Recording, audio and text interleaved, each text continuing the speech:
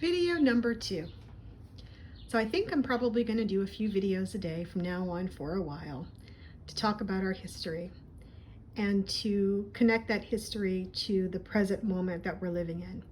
I think often we don't understand our history, and it means that we don't understand where we find ourselves or how we find ourselves where we do. So today I want to talk about the idea of Reconstruction and our first Reconstruction and our current moment, which I call the end of our second Reconstruction. So to start off with this, to define what Reconstruction was the period immediately after the Civil War that ushered in 3 amendments to the Constitution, which are often called the Civil War Amendments or the Reconstruction Amendments. They were the 13th, 14th, and 15th Amendments. The 13th Amendment ended slavery except for in cases of punishment for a crime. The 14th Amendment then gave people the right of citizenship. So the moment that we're living in now, when people come to the country and they're born here as children, their parents bring them in, what people, labeled anchor babies. The amendment that actually allows them to stay and for those children to have rights of citizenship, naturalized citizenship, came from the 14th Amendment, which was designed to make African Americans citizens, because prior to that time, Africans were not considered citizens here in the United States. Only after the 14th Amendment was passed did African Americans and anyone else who came to the United States and was born there, had children that were born there, those children then would become naturalized citizens, become citizens of the country. And the 15th Amendment, which gave African Americans, gave people the right to vote, and it was imperfect because it didn't give all people the right to vote, but that's another story. But the 15th Amendment was about making sure that people could not be denied the right to vote based on race, ethnicity, or previous condition in servitude or as enslaved people. So with that being said, the 13th, 14th, and 15th Amendments at the end of the Civil War had the impact of changing the way the United States did business. And what that meant was African Americans now had all of these rights and were able to make loads of gains. During this period also, public education, free public education came into being. Free public education was something that did not exist prior to the end of enslavement for Africans here in the United States. Before that, poor people didn't have access to school. You had to either pay for school or you just didn't go to school. It was something that was reserved for wealthy people in this country. African Americans at the end of slavery were so eager and hungry for education. You had stories of people in their 40s, 50s, 60s, 70-year-old people who were seeking education, trying to become literate, and as a result, there were huge gains made by African Americans during this time period as far as education. There were African American doctors and dentists and legal professionals, lawyers, you name it. There were African Americans who were doing it because they were achieving and they were eager and they were exercising their new freedoms, and they were trying to pull themselves out of this position of poverty that they were left in. Because you also have to remember, at the end of slavery, they were promised 40 acres and a mule in order to start their lives, but they ended up with nothing. So they were left to their own devices to build lives for themselves. And part of that started with education. During this period, you had African Americans who were in their state legislatures, who were actually a few that became governors, a couple that became governors, but there were all of these great strides that were being made. All of this came to a screeching halt when Southerners, white Southerners who were very envious of the gains that were being made by African Americans, began a terror campaign. This campaign ushered in the time of lynching, where they would set upon African Americans who were doing well economically, who were forces for change and improvement in their communities, and they became the targets of lynching. Often these men in our community would be accused of raping or assaulting or somehow endangering the safety of a white woman, and that was used as a pretext for murdering these men who were typically leaders in their communities. Also, it was just a show of force that they would, sometimes catch, someone who was in the community and maybe looking for food or for work. And if there was a person who was offended by this person, it would become an excuse for lynching. And as we all know, that lynching became a social activity where lynchings were announced in local white churches. They were put in newspapers that lynchings were going to happen. So they became sort of spectator events and kind of almost like live sporting events for whites to participate in during this time period at the end of Reconstruction. So a deal was made after the Ku Klux Klan was formed and this sort of campaign of terror was rained down on African Americans by their white neighbors. The northern people, who were polite racists, struck a compromise with their rabid southern brethren, that they would sort of just turn the other cheek or turn away from this and ignore it and let it happen. They would leave the South to govern itself. And it ushered in a period of Jim Crow or segregation, or what I like to call American apartheid, and that lasted for nearly 100 years. And we know at that point, voting rights were restricted for African Americans, freedom of movement, there were terror campaigns, segregation came into play. And it was a period of separate but equal. Also during this time, it was agreed upon that for the safety of African Americans, segregation actually was for the best. That we weren't in communities where we would become targets of our neighbors who were envious or insecure or who were just, sociopathic and violent towards us. That there was safety in numbers in our own communities. And that's how segregation became sort of the rule, the sort of law of the land for nearly 100 years, close to 100 years.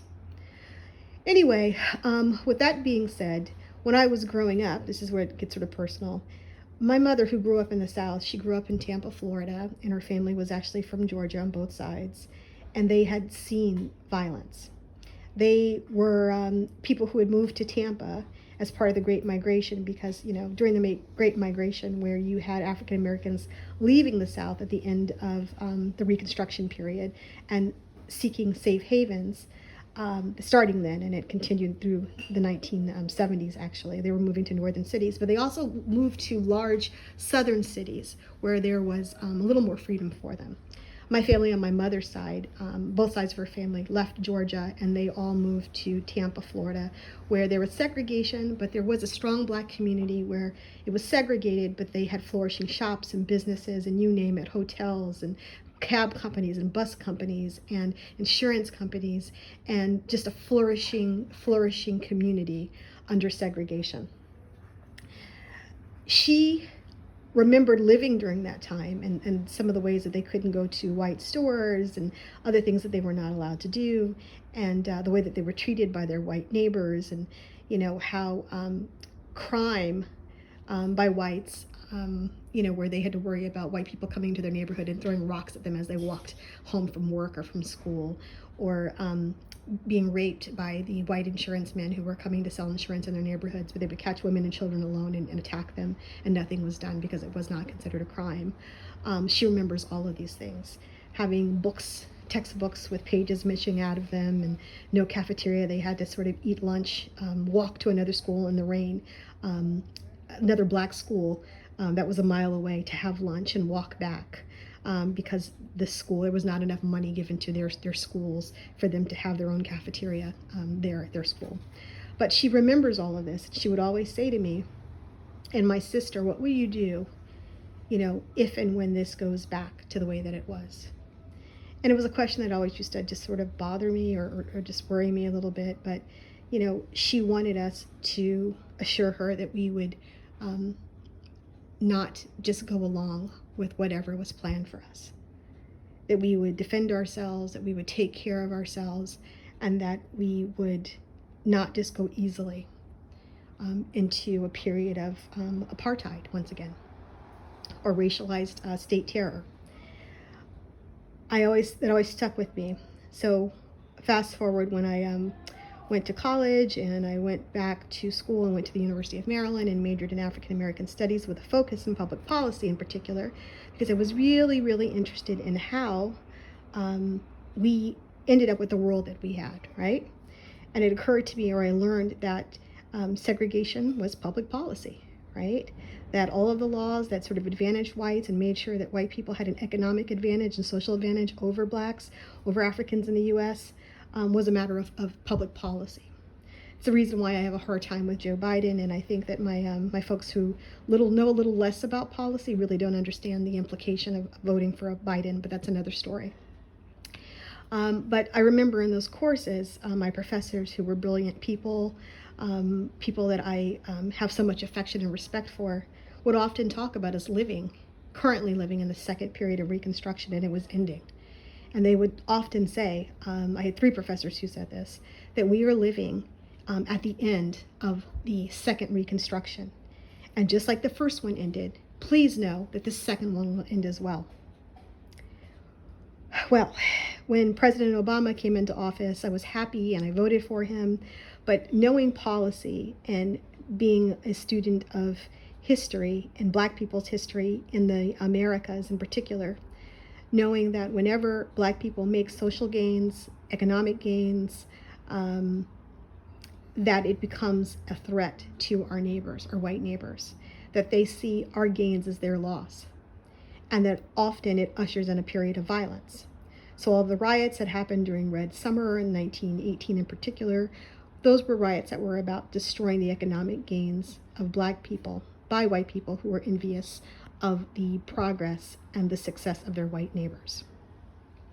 So knowing that a Black president would be seen as a threat to our social order, our economic system, our racial hierarchy, all of the things that my mother had said and that my professors of African American Studies had said seemed to be coming to fruition.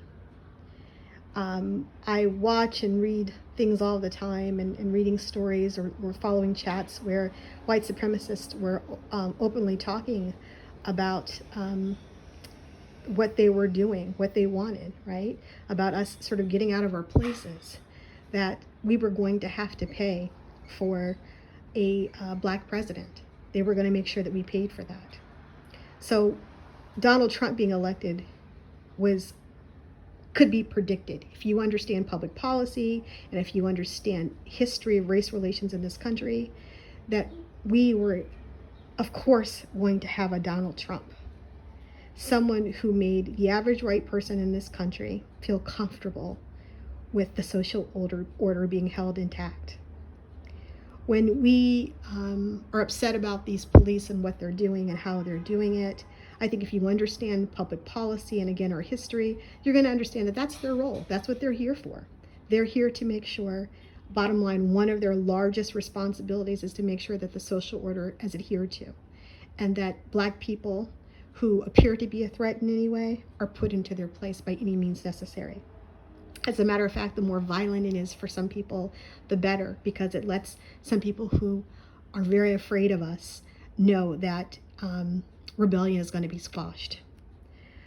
That fear also is something I wanted to talk about too. I think people misunderstand what that fear is about. It's not just because they think that we're bad people and we're going to come and get them and they watch the nightly news. It actually ties back to an older thread, and it ties back to the Haitian Revolution in particular, right?